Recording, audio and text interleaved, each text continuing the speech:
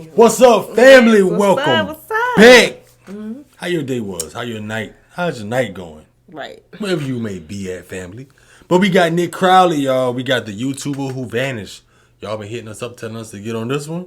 You know, we gotta do what the fam wanna watch. So we gonna tune in this.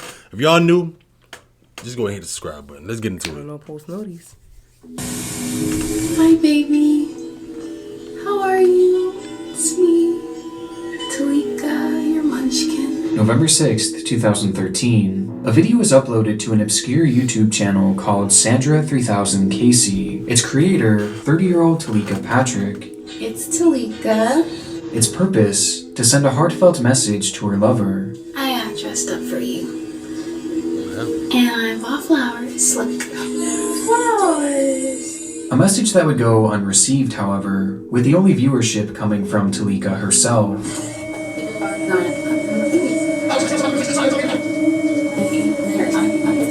November 10th, 2013. Just 4 days after posting her first heartfelt video, Talika uploads what would become her final video.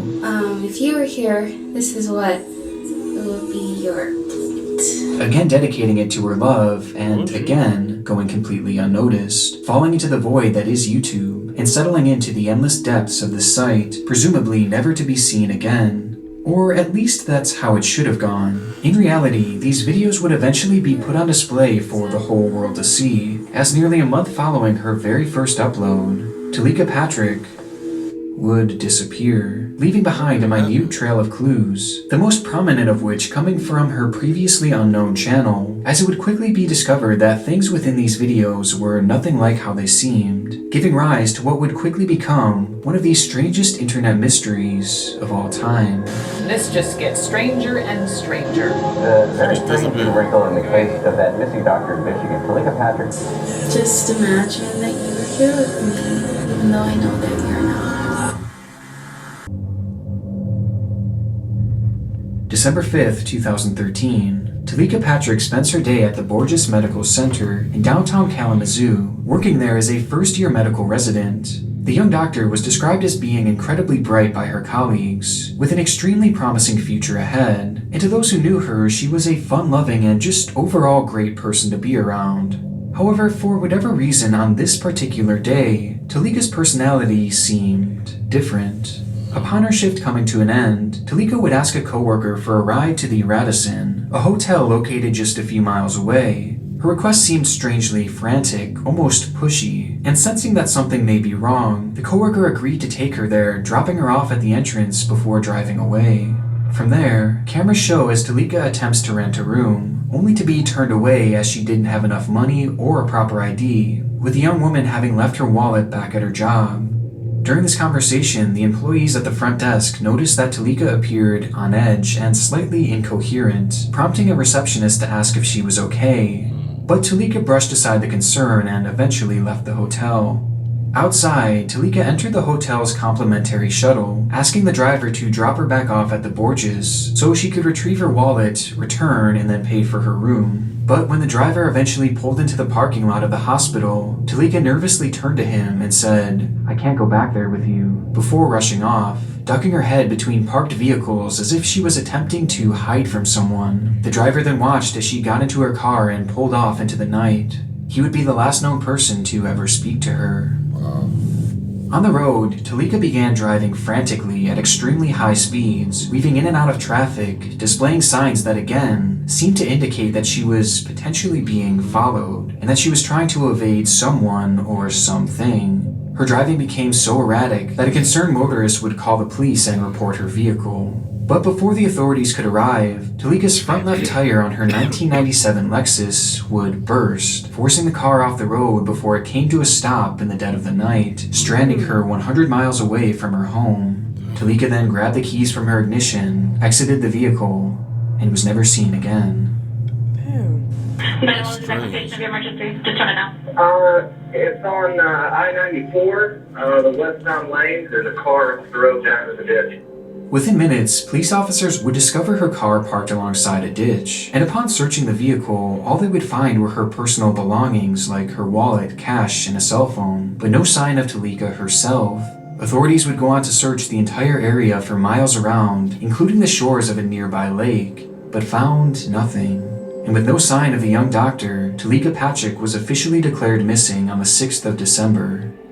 Leading up to her disappearance, everyone who came into contact with Talika that night all shared a similar story. Something was clearly off with her. She seemed nervous, even terrified, prompting some to immediately conclude that foul play was involved, and that perhaps she had somehow been hunted down. To address this theory, police dogs would be brought in to track her scent trail, which bizarrely led them from her open car door directly to the side of the road before coming to an abrupt stop, seemingly insinuating that someone had picked her up, willingly or unwillingly. Adding to the suspicious nature of her disappearance, the night prior, Talika had called a friend of hers named James Davis, who was living in St. Louis at the time, and explained to him that she believed someone was trying to kill her, and that she needed to get away from Kalamazoo to go visit him.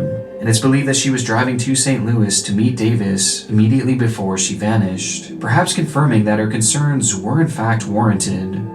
Given the nature of her vanishing, the story of Talika Patrick immediately became a viral news story, with a search effort quickly being launched to determine what had happened to her. But early on, this would yield little to no results, as much like the air on that winter night, her trail grew deathly cold. However, on the internet, a new trail was forming. Hi, love, it's me. Frustrated by the lack of answers in person, investigators started digging into the online history of Talika Patrick, which led them to their most important discovery yet, her YouTube channel. Going by the name of Sandra3000KC, Talika would publish a series of 9 videos within the span of 1 week in early November 2013, with one of the most infamous being a clip titled My Awesome Day, where she sits in front of her camera and addresses someone she refers to as Baby. Hi, baby. Good night. It's Talika. I am just coming to you to say hi and just to tell you about my day. The video certainly wasn't without its strange moments, as at one point she stops and touches her chest before saying,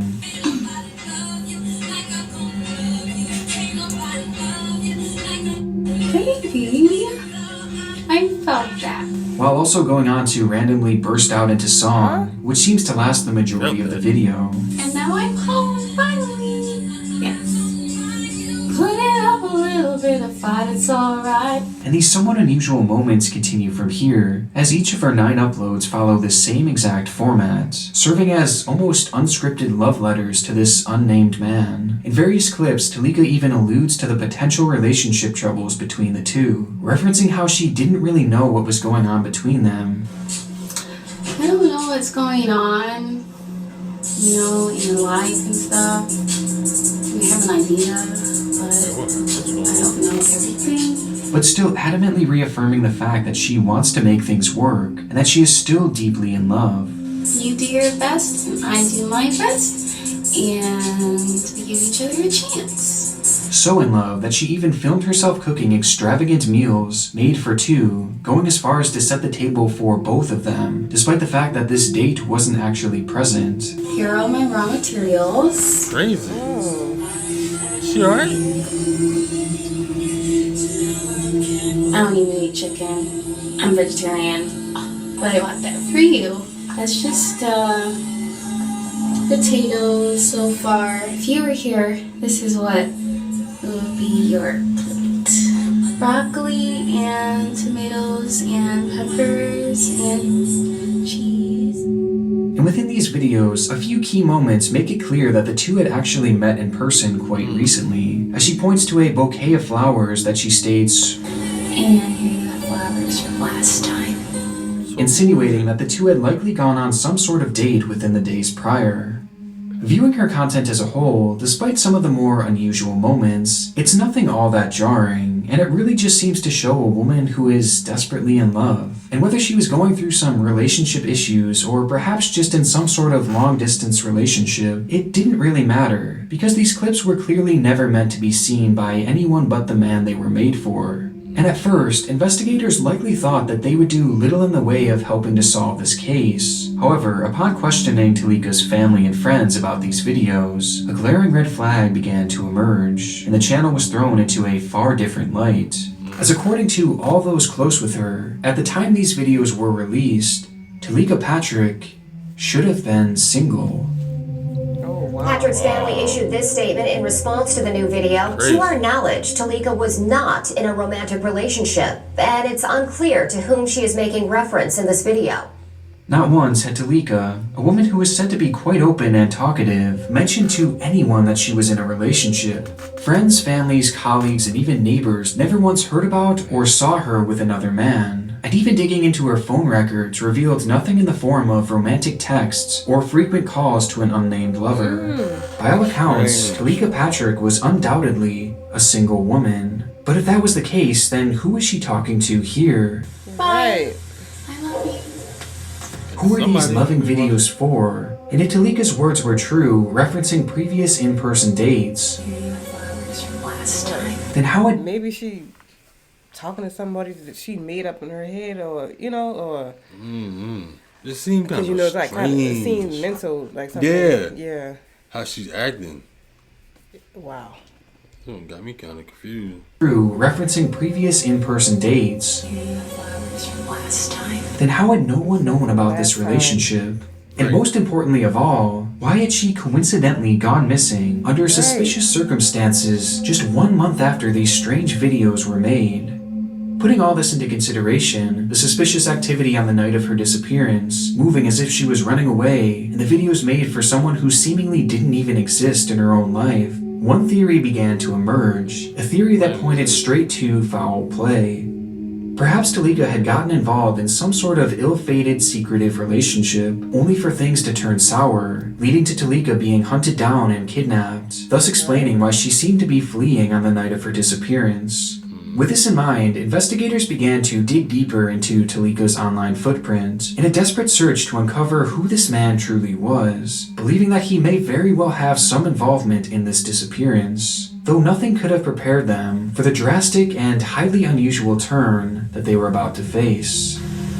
Tonight, yet another twist in the mystery of the missing Kalamazoo doctor. Target 8 uncovered hundreds of tweets allegedly posted by Talika Patrick in the weeks before she went missing. To those who knew her, Talika was a well-put-together, extremely intelligent woman who was clearly of sane mind. But the discovery of her Twitter accounts began to paint a slightly different picture. In total, investigators would find 5 accounts that had all been active at different times throughout 2013, each of them belonging to Talika, and each of them having thousands and thousands of tweets, showcasing incoherent ramblings as if she was posting every single one of her thoughts. Oftentimes even having conversations with seemingly no one at all, constantly saying things like, "Hi my friend, how are you?" and "Everything okay? Just woke up, sorry."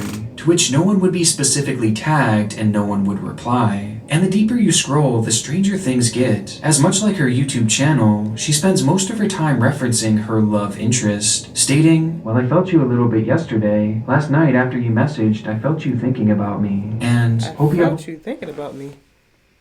I felt you a little bit yesterday. Last night after you messaged, I felt you thinking about me. Yeah, I think it's something going on. Mental kind of mental issues. Yeah.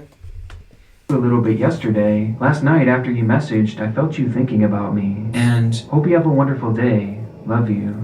Much like her previous videos, these tweets would fail to gain any semblance of a response, which seemed to push her more and more into madness, creating more accounts and tweeting out even more frequently, typing messages as if she were expecting someone specific to find her. Should I start another page? Look for your friend. Let me know when you find her. Did you find me? I have been messaging you for the past 2 days from another Twitter account. I thought you'd find it, sigh. And this is just a minuscule glimpse into her posting, as these accounts hold an impossibly vast amount of information with so many unusual moments. But by far the most bizarre detail to come of all these tweets was one name in particular, one of the only specific names mentioned across all of her pages, which she brings up over and over and over again.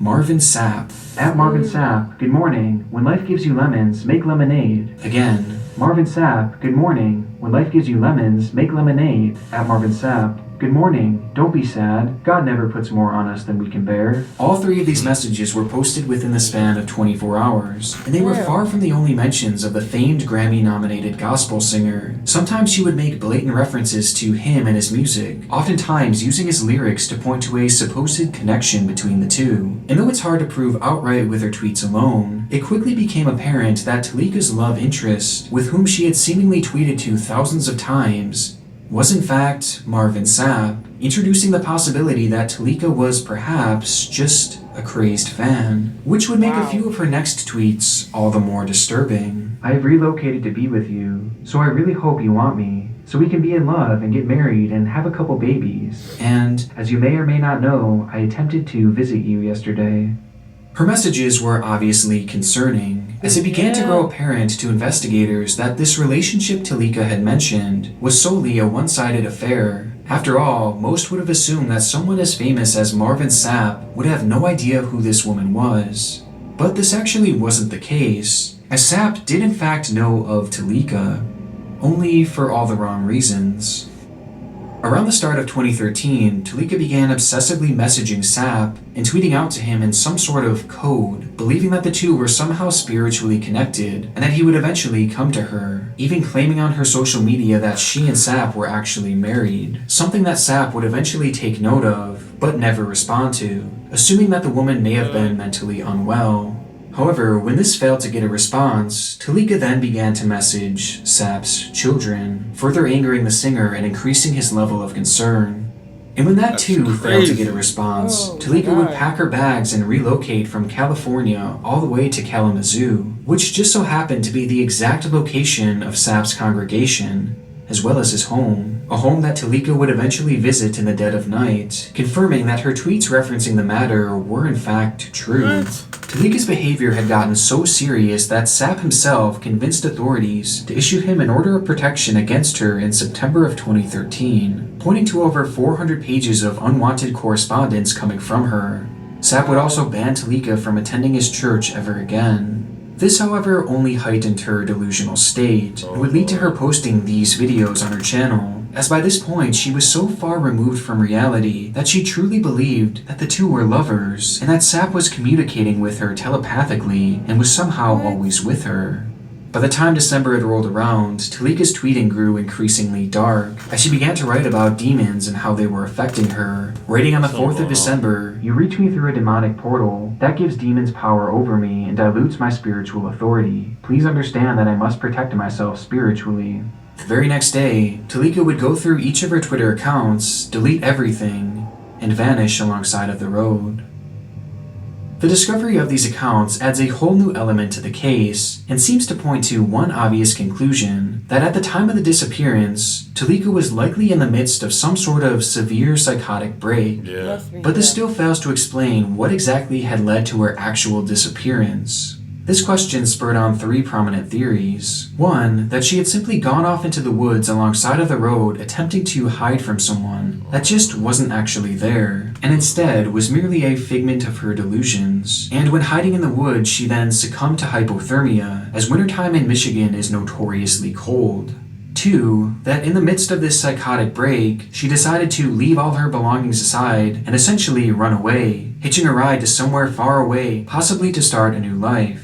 And finally, 3, the theory that she truly was being followed, and that someone had grabbed her alongside of the road leading to her disappearance, as after all, that's exactly where police dogs had lost her scent. Later, a bloodhound tracked her scent directly from the car to the side of the road, and from there, the trail goes cold. Someone even further theorized that perhaps the victim of Talika's stalking may have had a hand in it, as by this point, Sapp was well aware of the woman and highly concerned with her behavior, which alone gave him a clear motive to protect his family. While others pointed to more scandalous affairs, that the two had actually been romantic in a time past, only to suffer from a major breakup, thus causing Talika's mental health to spiral, with the relationship potentially putting his career in jeopardy, as who knows what Talika might say or do. and given his wealth, he certainly had the means to make this happen. However, this theory never really went further than mere speculation, and police would adamantly state that Sapp was merely a victim of stalking, and was never considered a person of interest in this case. The pastor is nothing more than an innocent victim of an apparent stalking. And on a similar note, there was another early suspect that would emerge in the public eye, Talika's ex-husband, Ismael Calderon, to whom she had been married to for 4 years before splitting up in 2011. Immediately after the two had separated, Talika had gone onto an online nursing forum and accused Ismael of emotionally and verbally abusing her throughout their relationship, leading some to question whether he too had a hand in Talika's disappearance, perhaps as a means of silencing her, or getting revenge for their relationship ending. But much like Sapp, Calderon was never actually labeled as a suspect. In fact, it appears that there was only ever one real person of interest in the minds of police, with that being James Davis, the last known contact that Talika had through her cell phone, as he was the one that Talika had called explaining that she was fearing for her life. Though given that he had lived so far away in St. Louis, he too would be cleared of any wrongdoings, and instead was eventually labeled as just a concerned friend. And with no suspect, no body, and no real concrete clues, speculation is really all we'd be left with. At least until April 3rd, 2013, when everything would change. First tonight, the developments continue to come in about a body found in a small Indiana lake. This was not the answer anyone wanted. Investigators are certain the body found in an Indiana lake is that of Talika Patrick. Nearly 3 months after her disappearance, a fisherman would come across the body of Talika Patrick floating in Lake Charles, in the general vicinity where her car was found abandoned, with an autopsy eventually confirming her cause of death, drowning, with no signs of trauma evident on the body. So she did. Putting the pieces together, investigators theorized that Talika had suffered from a manic episode, causing her to believe that she was being followed and even hunted when she hurriedly drove off. And perhaps the shock of getting a flat tire led to her believing that someone was attempting to attack her, causing her to immediately grab the keys and flee from the car, fearing for her life. Without a flashlight and running in complete darkness, it's believed that Talika accidentally ran straight into Lake Charles, which is a body of water located directly parallel to where her car was found, just a few hundred feet away. And tragically, that night the water was incredibly cold and could have caused almost immediate hypothermia, with the lake actually completely freezing over that very night, hiding her body in an icy tomb and forever sealing her fate. And as for the trail she left behind on the internet, well, despite being initially labeled as a profoundly disturbing internet mystery, with these videos being considered key pieces of evidence within her case, law enforcement now believe that this was all just merely a coincidence. As though her uploads and tweets do show evidence of her stalking, this stalking to them seems unrelated to her actual vanishing, and rather than being viewed as clues pointing towards foul play, police now view these videos as apparent signs of Talika's fractured mental health. This was the official explanation given for the disappearance of Talika Patrick, a tragic accident triggered by untreated mental illness. Although, of course, some are still skeptical, including Talika's own family, who point to several unexplained inconsistencies, like her scent trail leading directly to the road, which was the opposite direction of the lake, and the fact that the body of water where Talika... That's what I was about to say too, like, the scent trail leads directly to the end of the road, but now she was found at the lake. But he's saying like nobody, he's showing no evidence nobody did that or something. It was crazy. To the road, which was the opposite direction of the lake.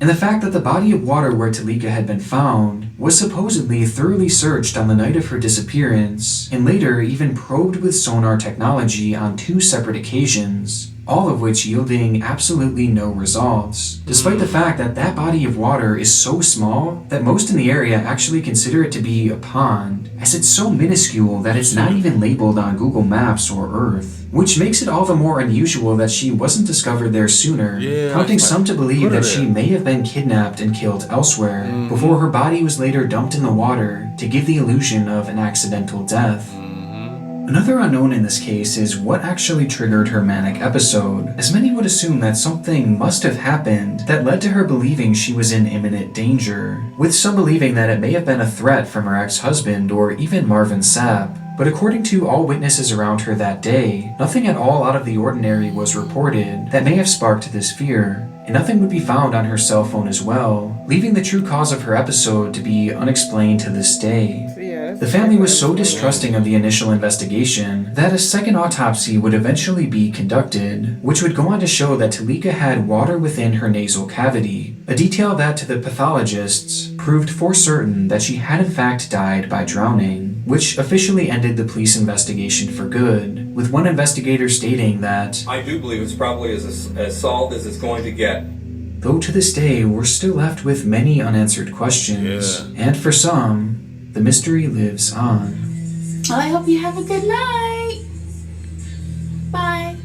I love you. Damn. That's crazy. That one's crazy. Yes. Like how you say, it's so many. It leave you thinking. Right, because what had happened at the scent trail, that the dog mistakenly thought that she went at the end of the road.